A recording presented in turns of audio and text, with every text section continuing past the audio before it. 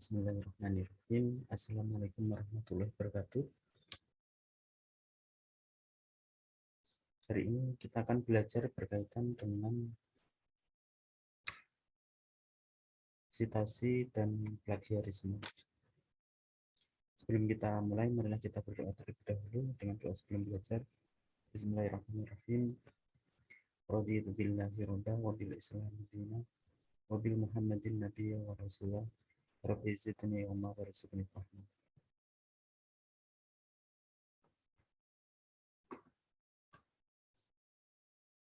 Yang pertama, seperti biasanya, saya bacakan terlebih dahulu berkaitan dengan visi dan misi universitas.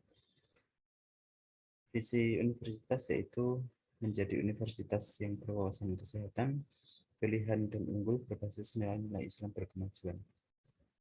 Yang perlu ditekankan di sini adalah berwawasan kesehatan, pilihan dan unggul, serta berbasis nilai-nilai Islam berkemajuan. Kemudian misinya ada dua, yaitu menyelenggarakan pendidikan, penelitian, dan pengabdian kepada masyarakat berwawasan kesehatan berdasarkan nilai-nilai Islam berkemajuan untuk mencerdaskan kehidupan bangsa. Yang kedua adalah mengembangkan kajian dan pemberdayaan perempuan dalam kerangka Islam berkemajuan. Tujuan dari universitas yaitu menghasilkan lulusan berakhlak mulia, menguasai ilmu pengetahuan, teknologi, berwawasan kesehatan, profesional, berjiwa entrepreneur, menjadi kekuatan penggerak atau driving force dalam memajukan kehidupan bangsa. Yang kedua, menghasilkan karya-karya ilmiah berwawasan kesehatan yang menjadi rujukan dalam penyelesaian masalah. Tiga, menghasilkan karya inovatif dan aplikatif berwawasan kesehatan yang berkontribusi pada pemberdayaan dan pencerahan. Empat, menghasilkan model berbasis praksis pemberdayaan perempuan berdasarkan nilai-nilai Islam berkemajuan. Lima, menghasilkan pemikiran Islam berkemajuan dan sebagai penguat moral spiritual dalam implementasi catur dharma perguruan tinggi.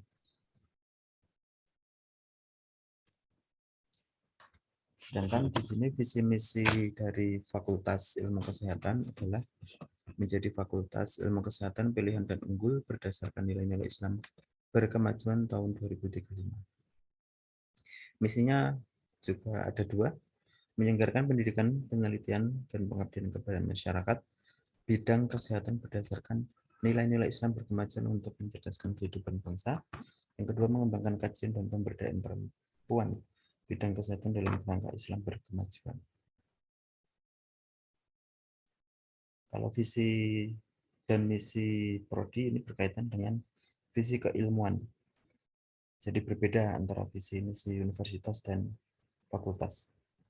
Yang pertama, visi adalah menjadi program studi keperawatan anestesiologi, program sarjana terapan, pilihan dan unggul dalam penerapan kesehatan bencana berdasarkan nilai-nilai Islam berkemajuan.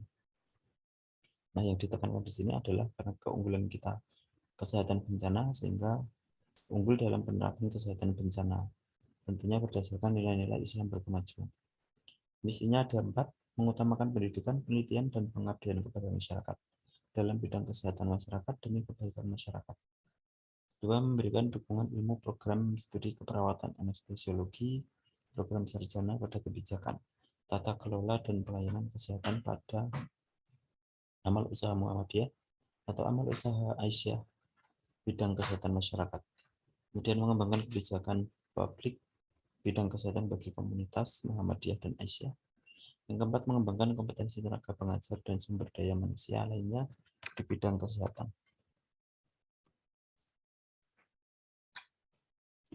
Selanjutnya, nilai-nilai dasar UNISA yaitu yang awal dulu adalah prime, amanah profesional, iman ilmiah, amaliyah, moralitas, dan excellent. Pada tahun 2002 berganti menjadi akhlak mulia, amanah profesional, kolaboratif, dan unggul. Kemudian ini citasi dan plagiarisme. Nanti kita akan bahas berkaitan dengan citasi dan plagiarisme. Diharapkan mahasiswa nantinya akan mampu menuliskan citasi dan daftar pustaka Mampu memahami etika penulisan karya ilmiah, mampu menghindari plagiarisme dengan parafrase, memahami jenis-jenis plagiarisme. Untuk bahan kajiannya, etika penulisan karya ilmiah, berbagai pelanggaran penulisan karya ilmiah, pengertian plagiarisme, jenis-jenis plagiarisme, cara menghindari plagiasi, melakukan sitasi, standar karya tulis ilmiah, tujuan sitasi, serta cara mengutip atau menyadur.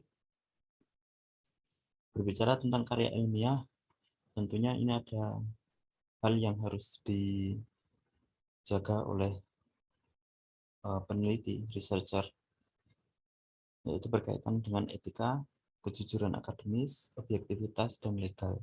Sehingga ketika kita menyusun karya ilmiah dapat dipertanggungjawabkan karena berdasarkan etika dan jujur. Terutama peneliti itu harus jujur. Peneliti tidak boleh memanipulasi data, membedakan data yang menyajikan data yang berbeda dari penelitian yang sebenarnya. Nah, itu tidak boleh. Jadi harus benar-benar real datanya. Kemudian objektif juga tidak bisa atau tidak boleh peneliti itu hanya berpihak kepada kelompok tertentu, itu tidak bisa. Misalkan memberikan intervensi kelompok yang satu, diberikan intervensi yang lebih apa ya istilahnya lebih baik, sedangkan kelompok yang satunya tidak boleh. Semuanya harus adil, objektif, dan tidak boleh misalkan respondennya teman kita sendiri terus enaknya, itu tidak boleh. Jadi harus bersifat objektif. Kemudian legal, ini berdasarkan aturan-aturan. Kalau harus dengan inform consent ya diberikan inform consent, kalau berkaitan dengan hukum SOP ya harus sesuai SOP. Kemudian ada etika juga. Nah, sehingga dalam menulis karya ilmiah itu dalam melakukan identifikasi informasi, yang pertama melakukan penelusuran dulu, evaluasi, mensintesis, komunikasi, serta identifikasi. Nah, berkaitan dengan siklus itu, maka penulisan karya ilmiah harus dipertanggungjawabkan berkaitan dengan etika, kejujuran akademis, objektivitas, dan legal. Kalau menelusuri informasi ya harus jujur, dengan etika juga, dengan legalitas, tidak boleh asal. Kemudian memberikan informasi juga harus jujur, apa adanya, tidak bisa serta-merta seenaknya sendiri. Mensintesa informasi itu berkaitan dengan ketika kita mendapatkan informasi ya, informasi itu ya ditulis yang sebenarnya dari informasi awal, jangan ditambahi atau dikurangi atau dimodifikasi supaya lebih baik, itu nggak boleh. Itu kemudian etika. Nah, etika itu merupakan konsep nilai yang mengarah pada perilaku yang baik dan pantas berkaitan dengan norma, moralitas, peranata yang baik, serta kemanusiaan maupun agama, menurut Setiawan 2018.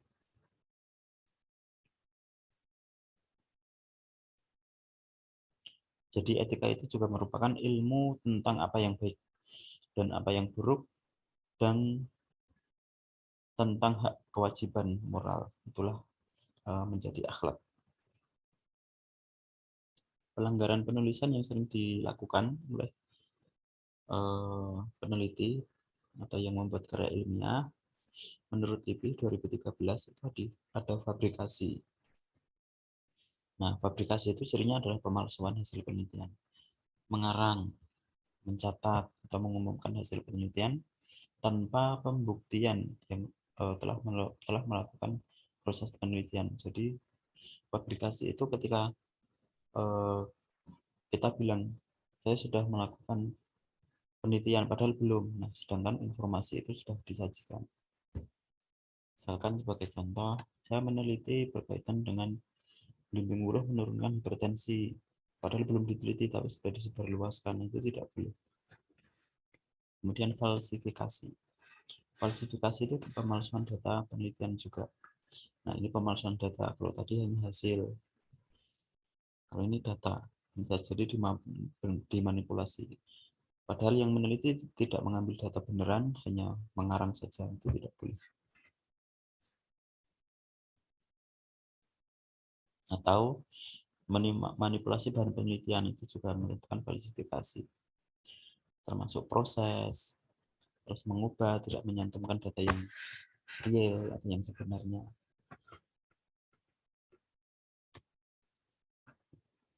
Itu kemudian ada plagiarisme. Plagiarisme ini merupakan suatu pencurian proses, objek atau hasil dalam mengajukan usul penelitian, melaksanakannya, menilainya, dan dalam melaporkan hasil-hasil suatu penelitian. Nah, plagiarisme ini biasanya mencuri gagasan atau ide, kemudian pemikiran, proses, objek, dan hasil penelitian, baik dalam bentuk data maupun kata-kata. Jadi kalau misalkan sama persis kata-katanya, datanya, itu namanya plagiarisme.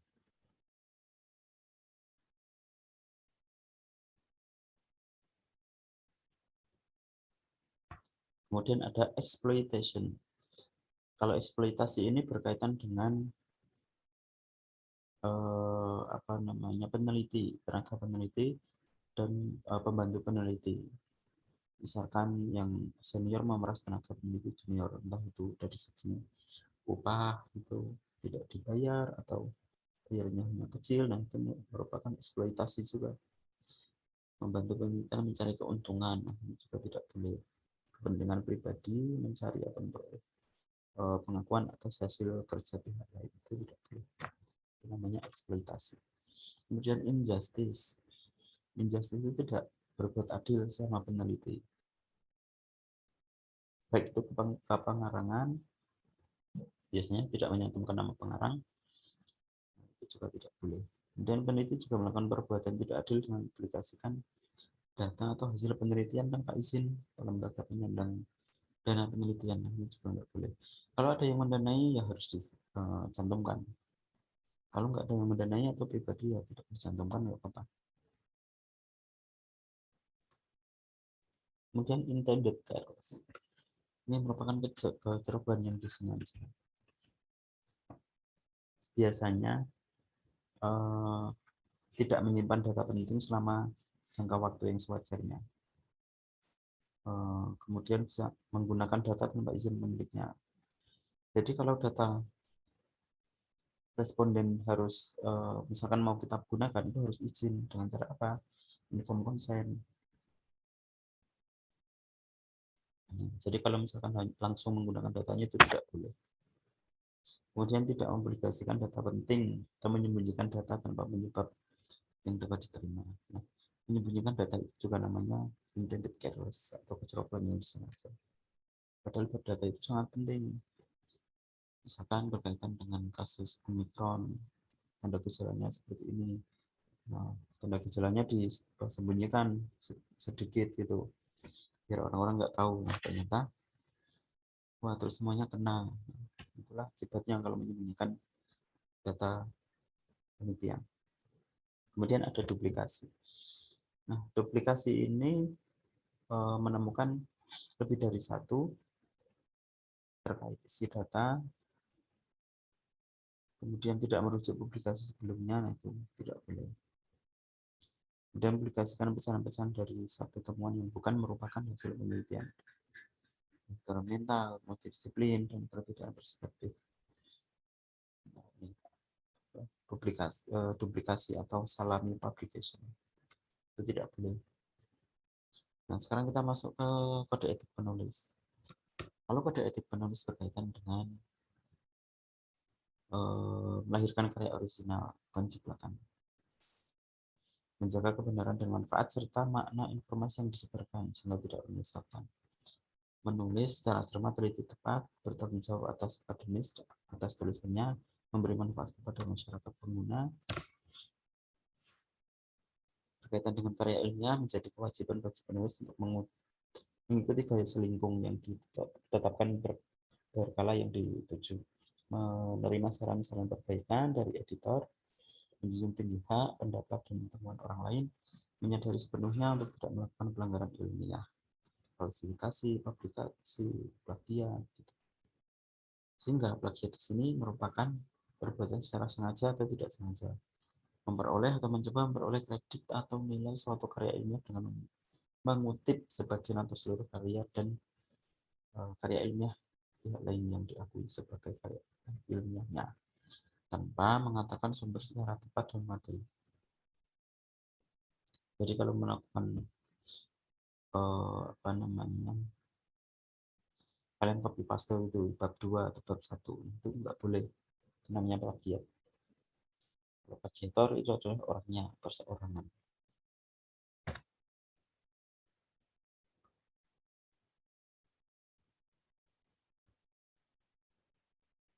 Melakukan plagiat berarti mengambil bukan haknya.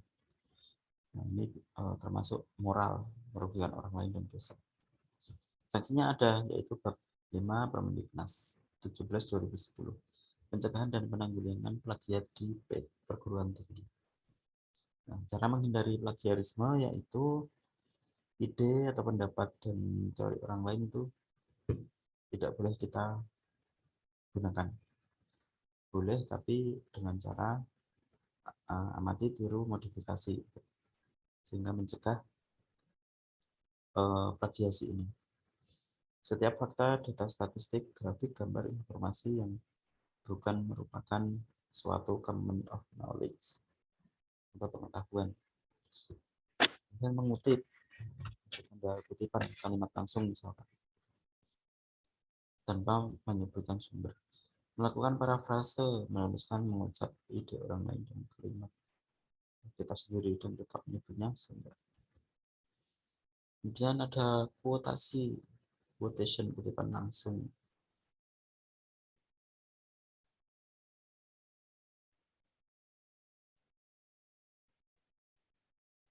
Nah, ini disuruh menggunakan tanda kutip. Kapan kuotasi digunakan? Kuotasi itu untuk menguraikan bagian dari suatu gudang, suatu aturan, suatu dokumen resmi. Menguraikan suatu rumus ilmu pasti dalam pernyataan ilmiah. Kemudian menguraikan satu pendirian atau ucapan dari seorang tokoh penting, mengandung gaya atau istilah-istilah yang mengurangi pendirian dari orang lain yang mengandung arti demikian ketat sehingga akan mengubah artinya apabila kata-katanya diubah. Teknik melakukan parafrase seperti ini: baca lagi yang asli, kemudian mengerti. Nah, ganti sebanyak mungkin kata dari bacaan asli dengan sinonim yang cocok. Mencari sinonim atau persamaan katanya. Ganti bentuk tata bahasa kalimat pasif menjadi kalimat aktif. Nah, itu parafrase udah. Jangan pernah menggunakan kata-kata yang sama dengan kata-kata bacaan asli, kecuali yang tidak ada sinonimnya. Unsur kimia, nama tempat, nama orang, penyakit, itu baru boleh. Jangan buat urutan cerita yang sama dengan bacaan asli. Kelompokkan atau gabungkan, susun ulang ide-ide dari bacaan asli tanpa mengubah maknanya. Strategi menghindari plagiasi seperti ini: tuliskan referensi setiap informasi yang bukan hasil riset atau pengetahuan yang sudah umum. Ada opini, argumen, spekulasi, fakta, detail, gambar, statistik. Gunakan tanda kutip, quotation mark. Nah, quotation ini selalu bisa digunakan untuk jika ada yang sama persis atau tidak bisa digantikan dengan kalimat lain, misalkan wawancara, itu baru boleh digunakan ini.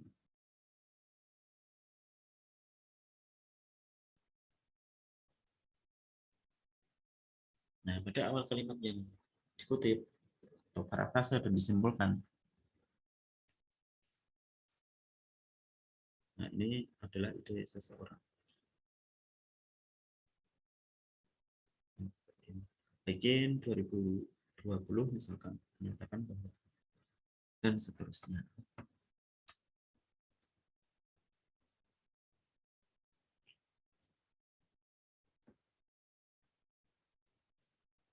Ini tanda kutip kalimat. Pada akhir kalimat berisi materi kutipan, parafrase, dan kesimpulan. Menuliskan referensi dalam tanda kurung untuk menunjukkan di mana materi tersebut berasal. Menggunakan kata-kata ide sendiri itu bisa.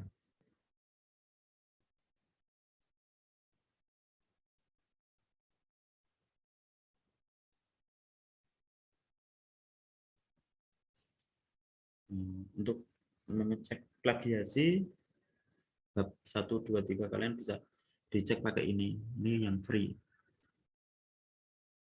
Ya walaupun hanya bisa 5.000 kata, 1.000 kata itu juga lumayan. Ini yang free.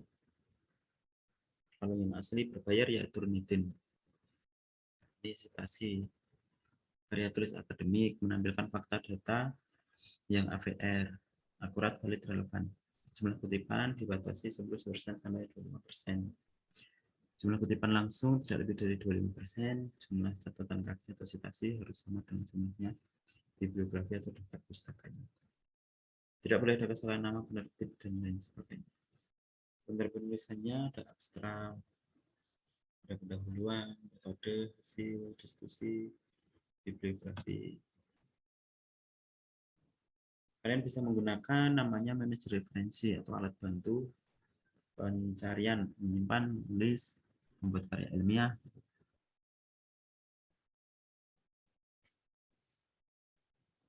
Seperti contohnya 3 fungsi dasar dari reference manager adalah pencarian, penyimpanan, penulisan. Nanti bisa di rumah dulu.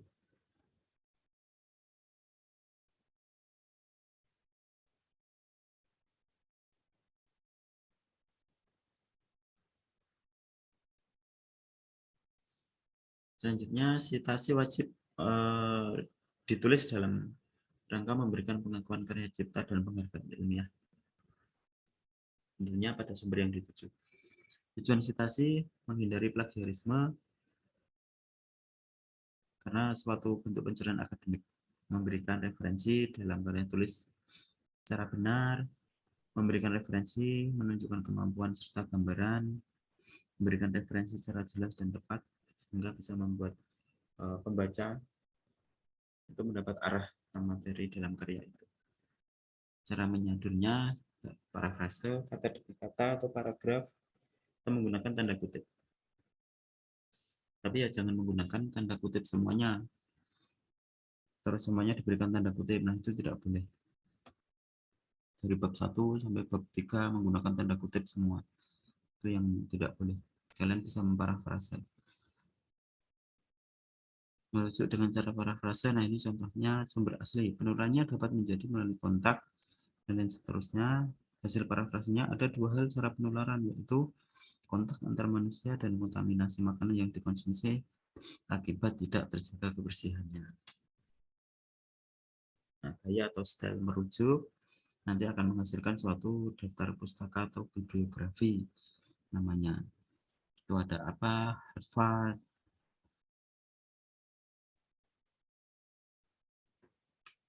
Cara mengutip bisa seperti ini melalui Google Scholar misalkan atau web data jurnal, pencarian jurnal, PubMed dan lain sebagainya. Pasti ada ini ketik untuk mengutip ini. Setelah diklik kutip akan muncul seperti ini. Itu bisa milih salah satu, pakai MLA atau apa. Kalian juga bisa mengimport melalui BibTeX, EndNote, Revman. Nah, ini bisa di-download. Tinggal nanti menyesuaikan formatnya. Itulah kecanggihan Google. Sehingga kalau Google mencari melalui Google, tinggal klik kutip, terus di paste di daftar pustaka.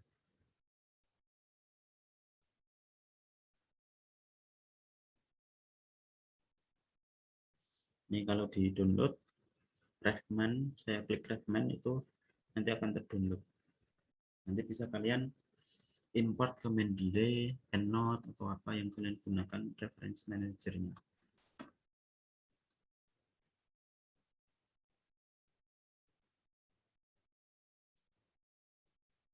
Import, RIS, dan dicari tadi downloadannya di mana, open, ini langsung masuk otomatis.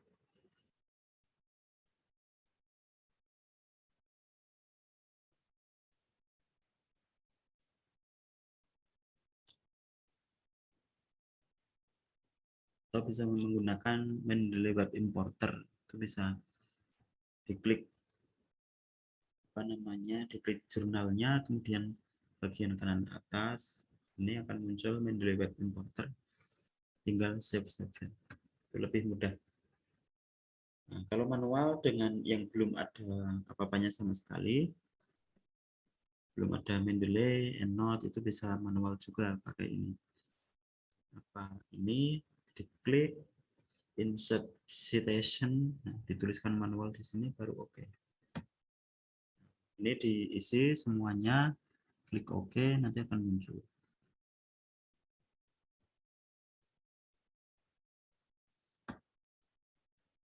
Nah, pesan hikmah yang bisa saya sampaikan, beberapa kaidah menjadi dasar fatwa MUI bahwa firman Allah dalam Quran surah An-Nisa 29. Hai orang-orang yang beriman, janganlah kamu saling memakan harta sesamamu dengan cara yang batil. Nah, kecuali dengan jalan perniagaan atau berlaku suka sama suka di antara kamu. Sehingga ini plagiasi itu juga merupakan bagian dari ini, memakan harta sesamanya, mencuri data, plagiasi, itu enggak boleh, haram hukumnya.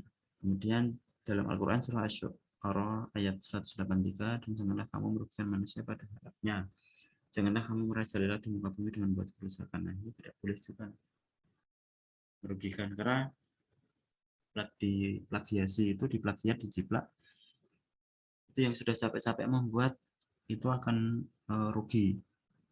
Apalagi kalau ada hak kekayaan intelektual yang dimiliki, itu akan menjadi rugi. Nah, karena hak kekayaan intelektual itu termasuk harta kekayaan, maka keberadaannya sangat dilindungi, sehingga Rasulullah bersabda bahwa sesungguhnya darah atau jiwa dan hartamu adalah haram.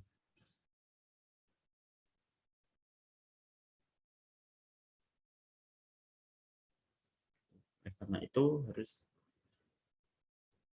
dilindungi dan mulia, sehingga kalau ingin istilahnya mempertahankan harta kita, itu boleh di jalan Allah. Misalkan dibegal seperti kasus kemarin, karena yang dibegal membunuh sehingga malah disalahkan atau menjadi tersangka. Nah, itu kan keliru sebetulnya. Dia mempertahankan hartanya kok malah di penjara. Oke, sudah selesai. Jika ada diskusi, bisa kita diskusi bersama. Sekian dari saya. Wassalamualaikum